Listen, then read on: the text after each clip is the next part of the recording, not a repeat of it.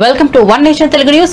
శ్రీకాకుళం జిల్లా పలాసలో Palasa journalist association సంఘం స్వాతంత్ర దినోత్సవ వేడుకలు ఘనంగా నిర్వహించారు. ముందుగా జాతీయ పతాకాన్ని ఆవిష్కరించిన కార్యవర్గం సభ్యులందరి పేరున చేసిన ఇన్సూరెన్స్ కు సంబంధించిన పత్రాలను సంఘ సభ్యులకు అందజేశారు.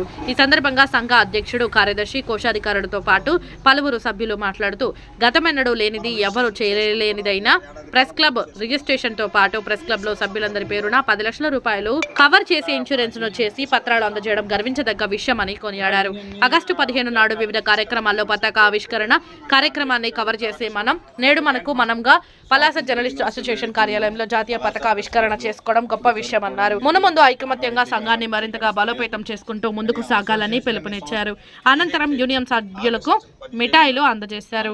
ఈ కార్యక్రమంలో అధ్యక్షుడు చెరుకుపల్లి నేతాజీ, సెక్రటరీ సంపతిరావు, జయంత్ కుమార్, కోశాధికారి డి రుక్మిణి దొర, జగన్లతో పాటు గౌరవ అధ్యక్షుడు రాజేంద్ర ప్రసాద్ సురో, ప్రెసిడెంట్ గుంట సుభాష్ చంద్రబోస్, సలహా సంఘ సభ్యులు సర్వాన రమేష్, రత్నాల రమేష్, ఏపీయూడబ్ల్యూ జే రాష్ట్ర కౌన్సిల్ మెంబర్ కొంచాడ రవిశంకర్ సంఘ సభ్యులు పాల్గొన్నారు.